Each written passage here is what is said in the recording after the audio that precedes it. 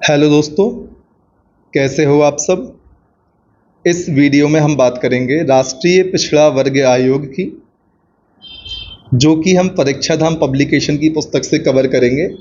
दोस्तों, आयोग की यह पुस्तक आपके लिए एमपीपीएससी प्रीलिम्स एग्ज़ाम के सिलेबस को ध्यान में रखकर तैयार की गई है। इस वीडियो में हम चर्चा करेंगे राष्ट्रीय पिछड़ा वर्ग आयोग की। दोस्तों, सबसे पहले हम आयोग के बारे में एक ओवरव्यू लेंगे। ओवरव्यू के बाद विस्तार से आयोग के संबंध में एक एक पहलू पर चर्चा करेंगे। तो चलिए शुरुआत करते हैं राष्ट्रीय पिछड़ा वर्ग आयोग की। दोस्तों, राष्ट्रीय पिछड़ा वर्ग आयोग का गठन संविधान के अनुच्छेद 338 बी के तहत 102वें संविधान संशोधन से किया गया और यह एक संवैधानिक निकाय है। आपको तीन बातें ध्यान रखनी है कि राष्ट्रीय पिछड़ा वर्ग आयोग के बारे में आर्टिकल 338 बी में बताया गया है। इसका गठन 102वें संविधान संशोधन या कॉन्स्टिट्यूशनल अमेंडमेंट के तहत किया गया और चूंकि इसका गठन संविधान संशोधन के माध्यम से किया गया एवं इस आयोग का उल्लेख संविधान में है, इसलिए यह एक संवैधानिक निकाय है। आपको इन तीन बातों को इस पॉइंट से ध्यान रखना है। दोस्तों, राष्ट्रीय पिछड़ा वर्ग आयोग की स्थापना 14 अगस्त 1993 को की गई।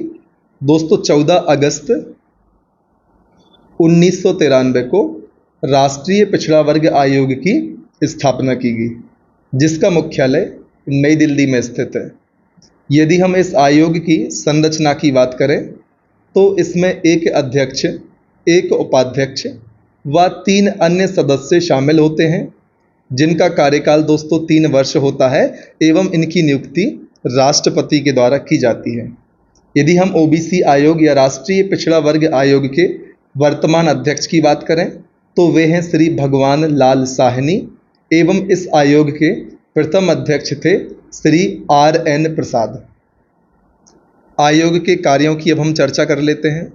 दोस्तों, पिछड़ा वर्ग जातियों के अधिकारों के हनन से संबंधित किसी विशेष शिकायतों की जांच करना, पिछड़ा वर्ग जातियों के संरक्षण से संबंधित विषयों की जांच तथा निगरानी करना, पिछड़ा वर्ग जातियों के कल्याण के संबंध में परामर्श देना, पिछड़ा वर्ग जातियों के विकास एवं अनुसंधान को बढ़ावा देना। अब हम चर्चा करते हैं आयोग से संबंधित विशेष तथ्यों की। दोस्तों, राष्ट्रीय पिछड़ा वर्ग आयोग को संवैधानिक दर्जा 11 अगस्त 2018 को दिया गया। इसमें एक अध्यक्ष होता है जिसे कैबिनेट मंत्री का दर्जा प्राप्त होता है। दोस्तों, इस आयोग के उपाध्यक्ष को राज्य मंत्री का दर्जा प्राप्त होता है। 3 अन्य सदस्यों को भारत सरकार के सचिव के समकक्ष दर्जा प्राप्त होता है। दोस्तों, 1979 में मंडल आयोग का गठन किया गया एवं रोहिणी आयोग का गठन दोस्तों 2 अक्टूबर 2017 को किया गया। एक बार हम रिवाइज कर लेते हैं अब तक किन किन तथ्यों की हमने चर्चा करी।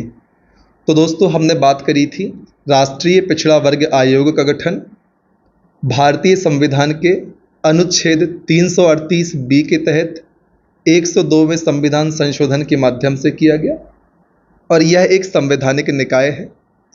दोस्तों, इस आयोग की स्थापना 14 अगस्त 1993 को हुई थी, जिसका मुख्यालय नई दिल्ली में स्थित है।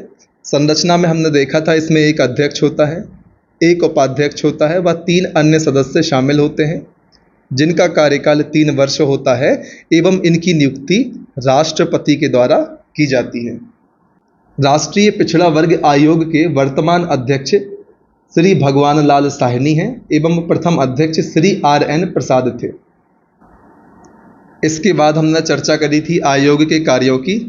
दोस्तों, पिछड़ा वर्ग जातियों के अधिकारों के हनन से संबंधित किसी विशेष शिकायतों की जांच करना, पिछड़ा वर्ग जातियों के संरक्षण से संबंधित विषयों की जांच करना तथा निगरानी करना, पिछड़ा वर्ग जातियों के कल्याण के संबंध में परामर्श देना, पिछड़ा वर्ग जातियों के विकास एवं अनुसंधान को बढ़ावा देना। इन कार्यों की चर्चा हमने राष्ट्रीय पिछड़ा वर्ग आयोग के बारे में की थी। इसके बाद हमने विशेष तथ्यों की चर्चा की थी जो कि आपके एग्जाम की दृष्टि से बहुत महत्वपूर्ण है। आपको आवश्यक रूप से इन तथ्यों को ध्यान रखना है। इसमें हमने चर्चा करी थी राष्ट्रीय पिछड़ा वर्ग आयोग को संवैधानिक दर्जा 11 अगस्त 2018 को दिया गया एवं हम पहले देख चुके हैं 102वां संविधान संशोधन इसके लिए किया गया था। दोस्तों, इस आयोग के अध्यक्ष को कैबिनेट मंत्री का दर्जा प्राप्त होता है, उपाध्यक्ष को राज्य मंत्री का दर्जा एवं 3 अन्य सदस्य को भारत सरकार के सचिव के समकक्ष दर्जा प्रदान किया जाता है। दोस्तों, 1979 में मंडल आयोग का गठन किया गया था, हमने इस बारे में भी चर्चा की थी एवं 2 अक्टूबर 2017 को रोहिणी आयोग का गठन किया गया था।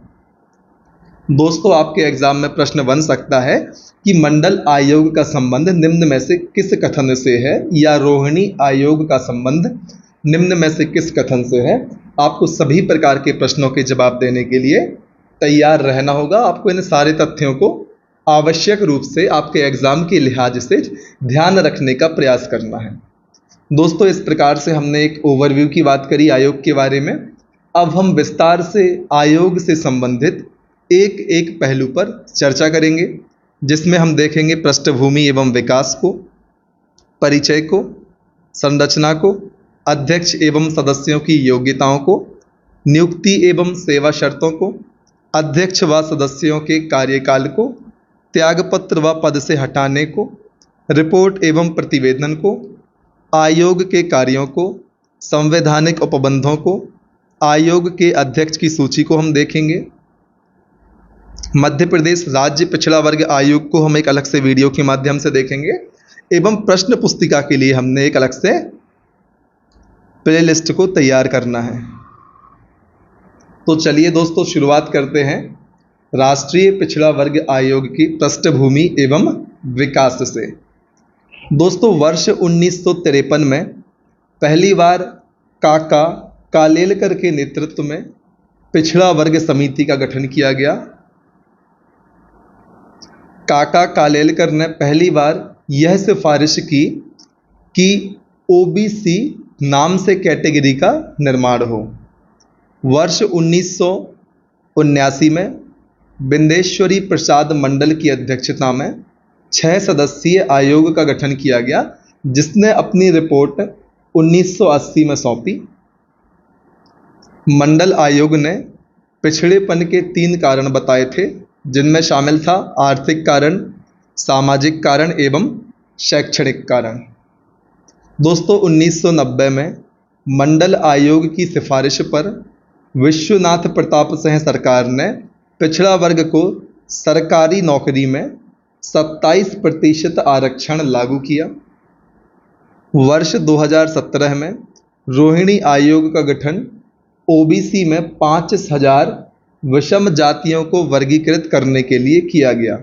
दोस्तों, आपके एग्जाम में प्रश्न पूछा जा सकता है कि रोहिणी आयोग का संबंध निम्न में से किस कथन से है। तब आपको ध्यान रखना है कि ओबीसी से संबंधित है या ओबीसी में 5000 विषम जातियों को वर्गीकृत करने से संबंधित है रोहिणी आयोग, जिसका गठन वर्ष 2017 में किया गया था। दोस्तों, 1993 में राष्ट्रीय पिछड़ा वर्ग आयोग का गठन किया गया एवं वर्ष 2018 में संविधान संशोधन 102 के तहत इसे संवैधानिक दर्जा प्रदान किया गया। अब हम चर्चा करेंगे आयोग के परिचय की। दोस्तों, राष्ट्रीय पिछड़ा वर्ग आयोग का गठन अनुच्छेद 338 बी या खा के तहत किया गया है। राष्ट्रीय पिछड़ा वर्ग आयोग की स्थापना 14 अगस्त 1993 को हुई। यह एक संवैधानिक आयोग है। दोस्तों, इस आयोग को संवैधानिक दर्जा 11 अगस्त 2018 को प्रदान किया गया। दोस्तों, आपको 2 डेट या 2 दिनांक याद करनी है इस आयोग से संबंधित। पहला है 14 अगस्त 1993 एवं एक डेट है 11 अगस्त 2018। इस आयोग का गठन 14 अगस्त 1993 को किया गया एवं संवैधानिक दर्जा 11 अगस्त 2018 को प्रदान किया गया। किस संविधान संशोधन के माध्यम से? तो 102वें संविधान संशोधन या कॉन्स्टिट्यूशनल अमेंडमेंट के माध्यम से। दोस्तों अब हम चर्चा करेंगे आयोग की संरचना की। इसमें एक अध्यक्ष होता है जिसे कैबिनेट मंत्री का दर्जा प्राप्त होता है, एक उपाध्यक्ष राज्य मंत्री का दर्जा प्राप्त, 3 अन्य सदस्य भारत सरकार के सचिव के समकक्ष। दोस्तों 3 सदस्यों में कम से कम एक महिला सदस्य का होना आवश्यक है। यदि हम वर्तमान संरचना की बात करें तो राष्ट्रीय पिछड़ा वर्ग आयोग के वर्तमान अध्यक्ष भगवान लाल साहनी हैं, उपाध्यक्ष लोकेश कुमार प्रजापति एवं वर्तमान सदस्यों की हम बात करें तो इन 3 सदस्यों में शामिल हैं श्री भलोज आचार्य, कौशलेंद्र सिंह पटेल एवं श्रीमती सुधा यादव। अब हम चर्चा करते हैं अध्यक्ष व सदस्यों की योग्यताओं की। दोस्तों आयोग के अध्यक्ष, उपाध्यक्ष तथा सदस्यों के रूप में उन व्यक्तियों को पद दिया जाता है जो स्वयं सामाजिक तथा शैक्षणिक रूप से पिछड़ी जाति से संबंधित हो। कहने का तात्पर्य है कि अध्यक्ष, उपाध्यक्ष या सदस्य उन्हीं व्यक्तियों को बनाया जाएगा जिनका संबंध ओबीसी से होगा, अदर बैकवर्ड क्लास से होगा। साथ ही पिछड़ी जातियों को न्याय दिलाने तथा पिछड़ी जातियों से संबंधित सामाजिक सेवा का कार्य का अनुभव हो। दोस्तों एक सदस्य भारत सरकार के सचिव पद पर कार्यरत या सेवानिवृत्त अधिकारी हो। आपको इतनी बातों को ध्यान रखना है। अब हम चर्चा करेंगे नियुक्ति एवं सेवा शर्तों की। तो दोस्तों आयोग के अध्यक्ष व सदस्यों की नियुक्ति राष्ट्रपति के द्वारा की जाती है। अध्यक्ष, उपाध्यक्ष व सदस्यों का वेतन भत्ते का निर्धारण भी राष्ट्रपति करता है। दोस्तों अध्यक्ष, उपाध्यक्ष व सदस्यों के वेतन भत्ते भारत सरकार के सचिव के बराबर निर्धारित किए गए हैं। अब हम चर्चा करते हैं अध्यक्ष व सदस्यों के कार्यकाल की। तो दोस्तों अध्यक्ष एवं सदस्यों का कार्यकाल 3 वर्ष होता है। इनको दोबारा पद पर नियुक्त किया जा सकता है किंतु अधिकतम 2 बार। आपके एग्जाम में सीधा प्रश्न बन सकता है कि राष्ट्रीय पिछड़ा वर्ग आयोग के सदस्यों को एवं अध्यक्ष को अधिकतम कितनी बार तक उनके पद पर नियुक्त किया जा सकता है।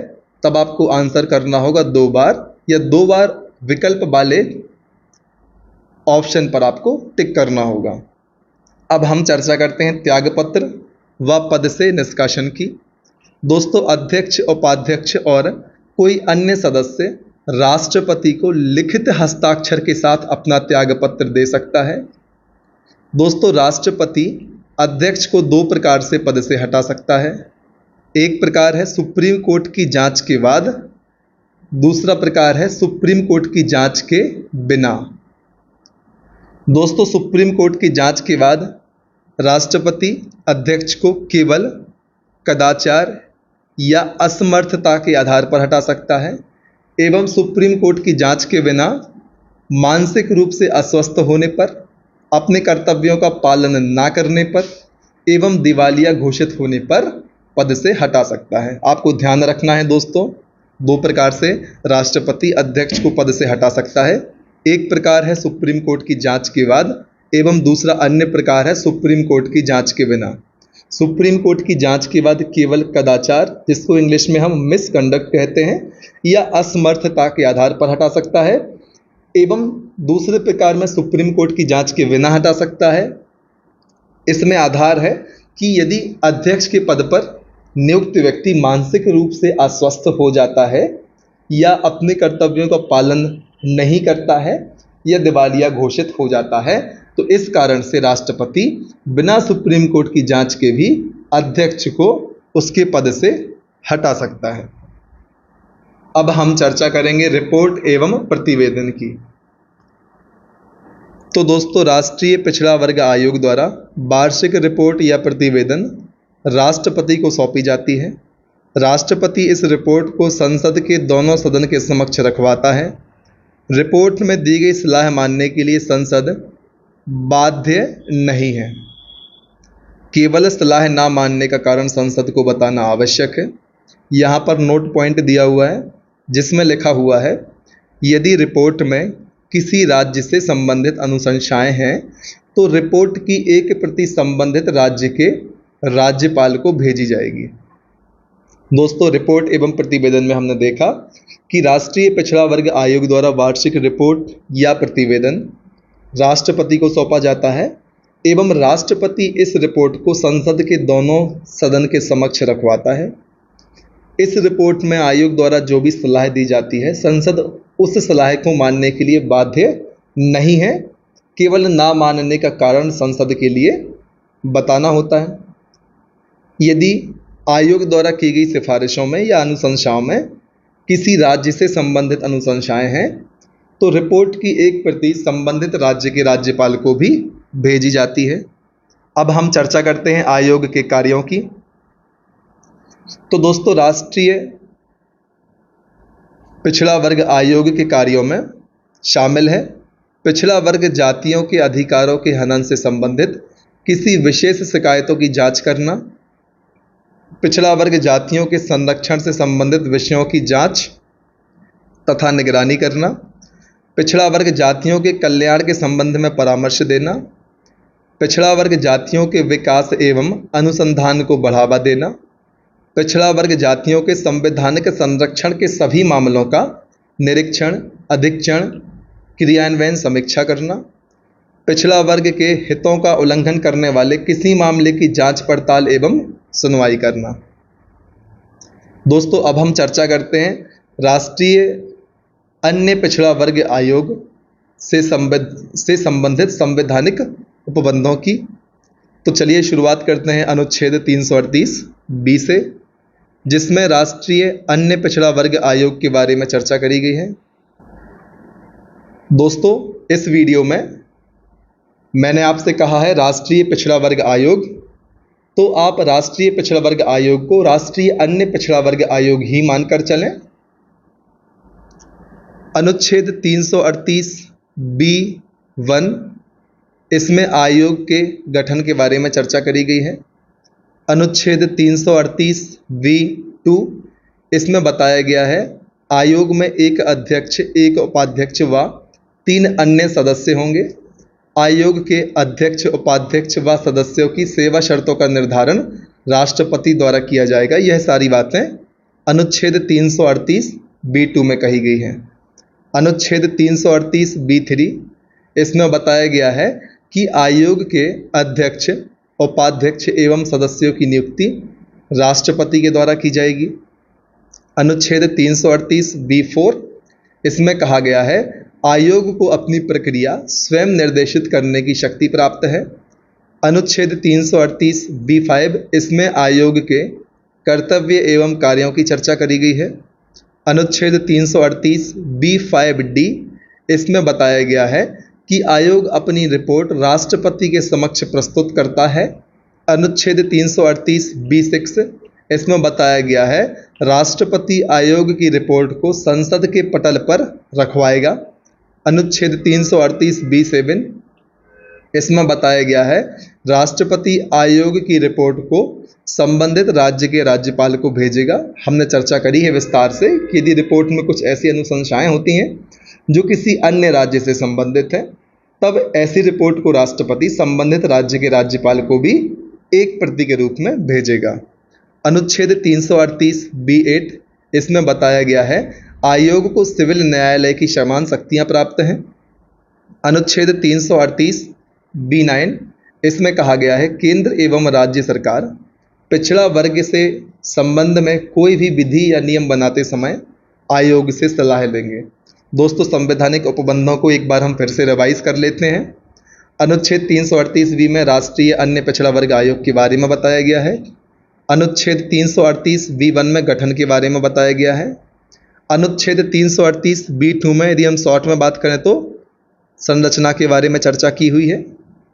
अनुच्छेद 338(b)(3) में आयोग की नियुक्ति के संबंध में चर्चा की गई है। अनुच्छेद 338(b)(4) में बताया गया है कि आयोग अपनी प्रक्रिया स्वयं आदेशित करने की शक्ति रखता है।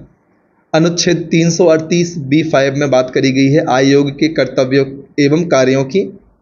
अनुच्छेद 338(b)(5)(d) में बताया गया है आयोग अपनी रिपोर्ट राष्ट्रपति के समक्ष प्रस्तुत करेगा।